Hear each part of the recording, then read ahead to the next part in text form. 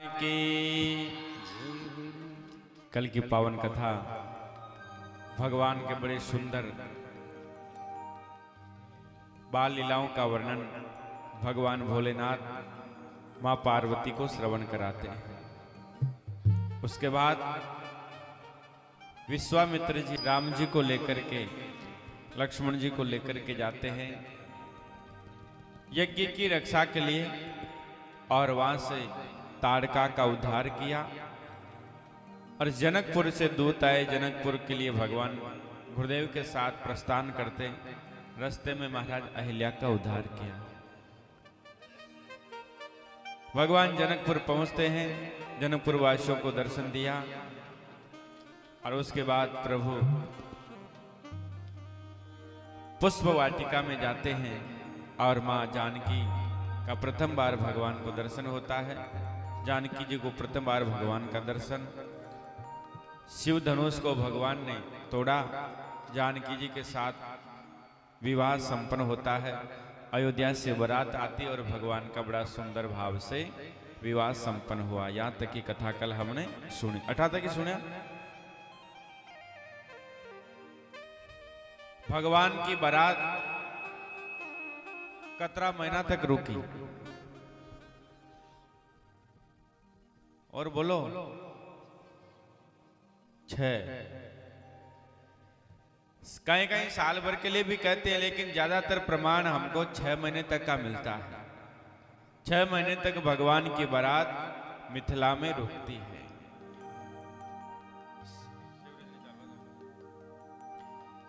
बहुत समय व्यतीत हो गया। एक दिन दशरथ जी महाराज प्रातः काल उठते हैं और उठ करके जनक जी महाराज से विदा मांगते हैं। दिन उठ विदा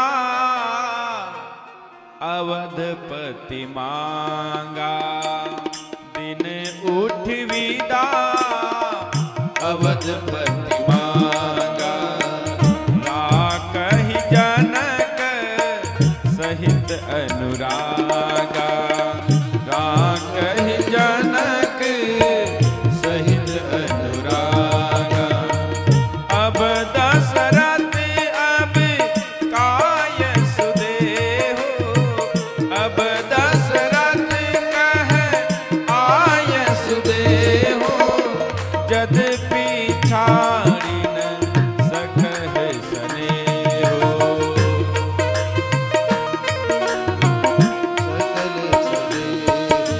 दिन उठ विदा अवधपति मांगा, राकहि जनक सहित अनुरागा।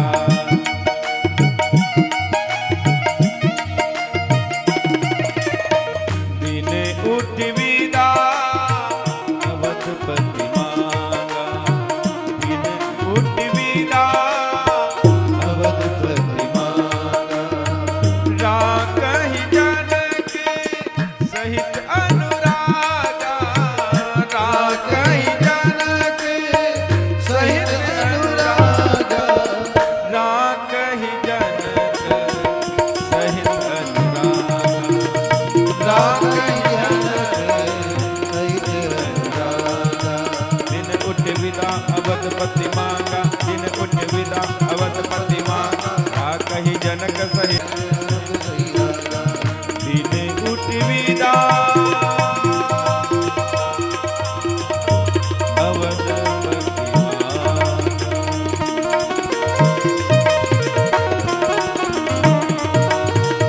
राम भजो सिया राम जी, राम भजो सिया राम।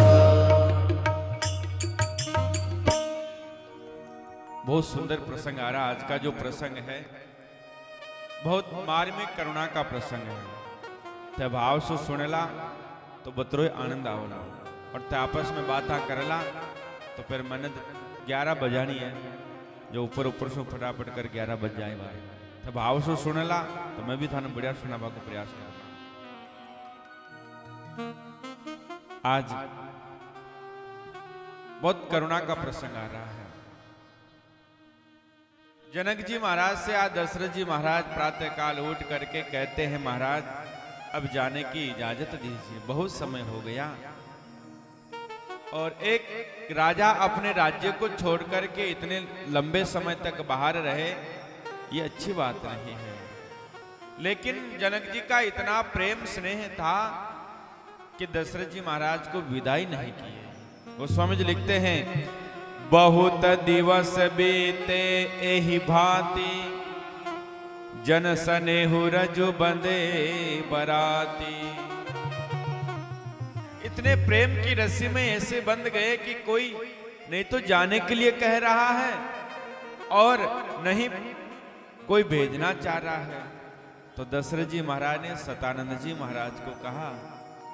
सतानंद जी महाराज आए दशरथ जी महाराज के कहने पर जनक जी के पास।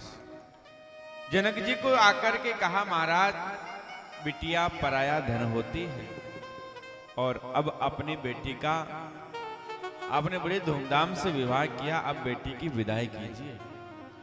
क्योंकि बहुत समय तक एक राजा अगर अपने राज्य से बाहर रहे तो वहां पर शत्रुओं का आक्रमण हो जाता है, राजा की अनुपस्थिति को देख करके। जैसे कहा महाराज, तो आज दशरथ जी महाराज के कहने पर जनक जी महाराज ने रनिवास में समाचार भिजवाए।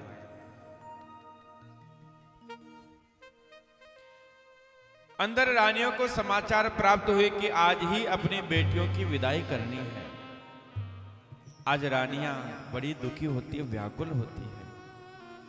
इतनी व्याकुल हुई, आज जानकी जी को तैयार करती है। और जानकी जी को तैयार करने के बाद आज माता सुनैना, जानकी जी की माता मां सुनैना आज जानकी जी को बड़ा सुंदर उपदेश देती है। आज सुनैना जानकी को उपदेश दे रही है। और क्या उपदेश दे रही है, बड़े ध्यान से सुनिएगा। आज मां सुनैना जानकी जी से कह रही है, हे जानकी, हे बिटिया, तू अपने पिहर से, अपने घर से विदा होकर के आज ससुराल जा रही है, तो ससुराल में जाकर के तुझे क्या करना है। बड़ा सुंदर उपदेश देती है। और गोस्वामी जी लिखते हैं, सास ससुर गुरु सेवा करहूं, सास ससुर गुरु सेवा करहूं, पति रख लाज आयस अनसर हो, पति रख लाज आयस अनसर हो। आज जानकी को मां सुनैना कह रही है कि तू ससुराल में जाए तो सास ससुर गुरु सेवा करो। जिस प्रकार आपने अपने माता पिता को यहां माना, ससुराल में जाने के बाद भी अपने सास ससुर को अपना माता पिता मानना और सास ससुर गुरु सेवा करो। सास ससुर की, माता पिता की और गुरु की सेवा करना। पतिरक लाज आयुष अनुसरो, अपनी पति की आज्ञा में रहना। और कहती है मां सुनैना जानकी से, हो यही संत प्रिय ही प्यारी, हो यही संत प्रिय ही प्यारी, चिरे अहि बात आशीष हमारी, चिरे अहि बात आशीष हमारी। सास ससुर गुरु सेवा करहो, पति रख लाख आयस अनसर हो, सास ससुर गुरु सेवा करहो, पति रख लाख आयस अनसर हो, सास ससुर गुरु सेवा, सास ससुर गुरु सेवा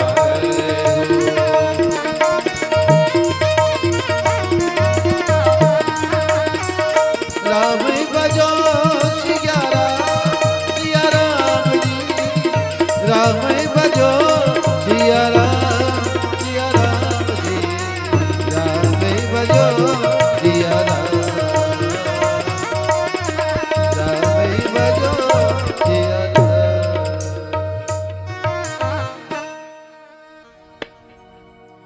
आज मां सुनैना जानकी को उपदेश दे रही है और कह रही है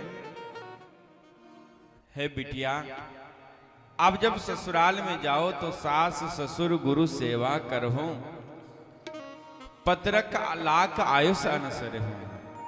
बड़ा सुंदर उपदेश मां जानकी को आज देती है। इस प्रकार आज मां सुनैना समझाते जानकी जी को आंखों में आंसू आ जाते हैं। चारों भाई महल में आए और जनक जी महाराज भी अपनी बिटिया को आज दुल्हन के वेश में विदाई का अवसर आया तो आज जनक जी जो विदेह राज है, देह से मुक्त हैं, विदेह हैं, आज वो भी महाराज भावुक हो जाते हैं। और मां सुनैना अपनी बेटी को उपदेश दे रही है और कह रही है, मैं तो कहता हूं अगर आजकल की माताएं विदाई के अवसर पर दहेज आप देते हो, अच्छी बात है, हम नहीं कह रहे कि मत दो, लेकिन आजकल मांगने का जो प्रचलन चला है, आप बेटियों का सौदा कर रहे हो प्राय, और इस मेवाड़ क्षेत्र में तो बहुत ज्यादा है, इस मेवाड़ क्षेत्र में तो बहुत ज्यादा ग्रामीण परिवेश में बहुत देखने को मिलता है। मैं कहता हूं व्यासपीठ से, अगर प्रत्येक माताएं अपनी बेटियों को आज मां सुनैना जो संस्कार दे रही है, अगर ऐसे संस्कार दे तो आज घर छूटने की जो नौबत आती वो कभी घर नहीं टूटेंगे महाराज। और मां कह रही है आज सुनैना मां जानकी जी से कि सासू के निस दिन चरण दबैया, बिटिया सबसे पाछे खैया, ससुर के बाजे जब खड़वा, तब पानी दिए धोवे पहुना, रहे घर में अगहन पोस महीना, बेटी ससुर में रहियो, तू चांद बन के, बेटी ससुर में रहियो। इतना सुंदर उपदेश दे रही है मां और कह रही है मां सुनैना कि जो ये मनुष्य शरीर मिला है, ये मानव जन्म मिला है बेटी, इसका भी तू ससुराल में जाए तब भूल मत जाना कि अपना मनुष्य जन्म मिला, इसका भी उद्धार करना, इसको भी सार्थक करना। और क्या कह रही है मां सुनैना कि शाम के तनिक समय जो पहिया, ये अवधि भाषा है, अयोध्या में उधर गाया जाता है, लेकिन मैं समझा के आपको बता रहा हूं। मां सुनैना जानकी से कहती है कि बिटिया जब पूरा दिन भर काम काज से तू फ्री हो जाए, शाम का जो तुझे समय मिले थोड़ा सत्संग में ही करना, सत्संग में भी मन लगाना, क्योंकि जीवन का उद्धार, जीवन का कल्याण इसी से होगा। कि शाम के तनिक समय जो पैया, बिटिया सत्संग में मन लहिया, शाम को जो थोड़ा समय मिले सत्संग में मन लगाना, जो गेहूं के आहट पहिता, तब मुकड़ा घूंघट में छुपैया। घर में किसी की जब आवाज आए, कोई आए तो अपना मुख घूंघट में रखना बिटिया। रहियो घर में हीरा मोती की दुकान बनके, बेटी ससुर में रहियो, तू चांद बन के, बेटी ससुर में रही। तब जनक जी महाराज आया और जनक जी महाराज ने आज जानकी जी को देखा। आज फिर मां सुनैना कह रही है जानकी जी से कि बेटी, और महाराज एक पिता के लिए गर्व की बात कब होती, एक पिता के लिए गर्व से मस्तक ऊंचा कब होता, जब वो कभी ससुराल में जाए और ससुराल वाले कहे कि आपने बेटी नहीं, आपने तो साक्षात लक्ष्मी को भेजा है। जब ऐसी बढ़ाई कर दे तो उस पिता का महाराज मस्तक गर्व से ऊपर उठ जाता है। मां सुनैना कह रही है कि इज्जत पगड़ी की जो गैया, घर से बाहर कतहु ना जैया। तू अपने पिता के पगड़ी की इज्जत रखना बेटी, और बिना बताए बिना पूछे घर के कभी बाहर कदम मत रखना। एहसन करिया सबसे प्यारा, कि तोहरा बिन लागे अंधियारा, सबके ओटे रहियो गीता पुराण बन के, बेटी ससुर में रहियो तू चांद बन के, बेटी ससुर में रहियो। आज बड़ा सुंदर उपदेश दिया। तभी जानकी जी के उपदेश दे रही थी, जनक जी महाराज आ जाते हैं और जनक जी महाराज ने जैसे देखा और जानकी जी का, आज जनक जी महाराज कहते हैं बेटी तो कल ससुराल चली जाएगी, आज कल मुझे कौन पूछेगा बाबूजी आपने भोजन किया नहीं किया, कौन मुझे कपड़े निकाल करके देगा, कौन मेरा हाल पूछेगा। आज जानकी जी और जनक जी महाराज के नेत्रों से बहुत आंसू आते हैं और जानकी जी के पास एक सुख सारद नाम का एक तोता था। सुख सारी का जानकी जाए, कनक पिंजरनी राख पटाए, व्याकुल कही कहा बेदेही, सुन धीर जू परिहरहिन केहि, भय विकल खग मृग एहि भांति, मनुज दशा कैसे कही जानी। जब पक्षियों की पशुओं की यह हालत हो गई तो आज कैसे मनुष्यों की हालत रही होगी। आज जानकी जी को महाराज विदाई का समय आ रहा है। जानकी जी को मां सुने ना फिर कहती है, बड़ा सुंदर भाव लिखा है, अरमानिए दुलारे मेरा कहना, इस भांति रहना जाके ससुराल में, मानिए दुलारे मेरा कहना, इस भांति रहना जाके ससुराल में।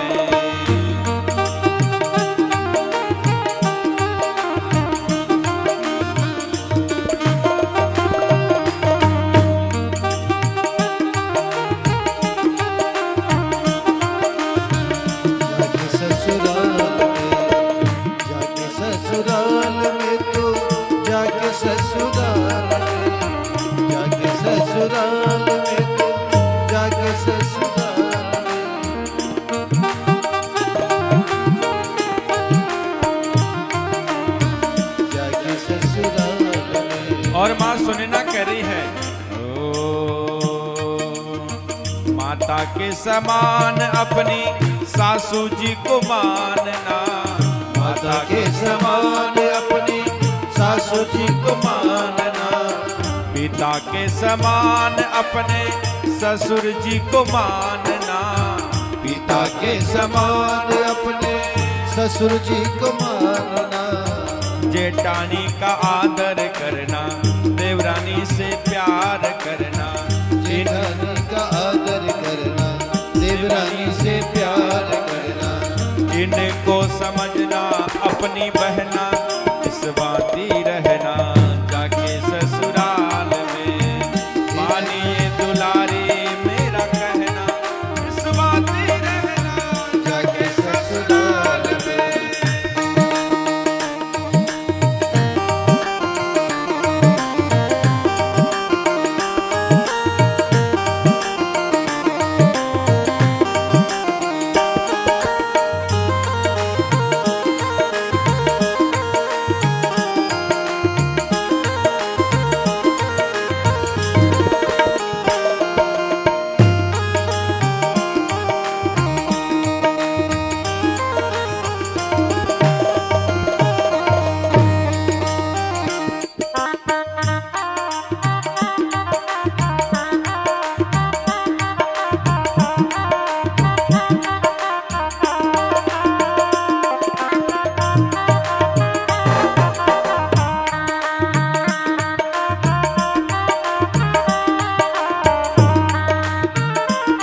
और अंत में महाराज उपदेश दे रही है मां सुने ना जानकी जी को,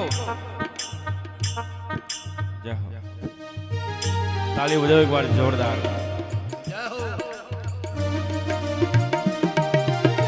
माँ सुनैना कह रही है माँ जानकी जी से कि कभी कभी तेरी सासू कड़वे बोल भी बोलेगी। महारानी देखो, माँ सुनैना कह रही है कभी कभी तुम्हारी सासू कड़वे बोल भी बोलेगी। और सुंदर, बड़ी सुंदर सुनने की बात है, ध्यान से सुने। कभी कभी सास तेरे कड़वे बोल बोलेगी, कभी कभी सास तेरे कड़वे बोल बोलेगी। मार मार ताने तेरे हृदय को बिचोलेगी, मार मार ताने तेरे दिल को झंझोड़ेगी। सासू माँ कभी कभी बुरा भला भी कहेगी, ताने मार मार के तेरे हृदय को, लेकिन तुझे क्या करना है बेटी?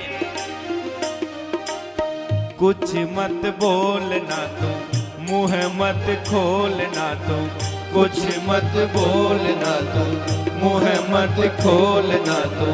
नीचे को झुकाए रहियो नैना, इस बाती रहना जाके ससुराल में। नीचे को झुकाए रहियो नैना, इस बाती रहना जाके ससुराल में। आने दुलारी मेरा कहना, इस बाती रहना जाके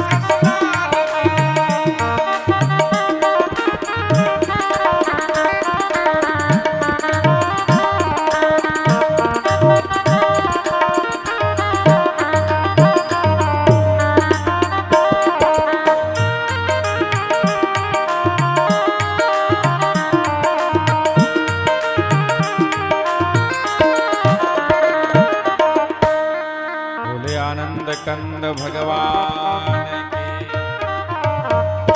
बड़ा सुंदर उपदेश दिया।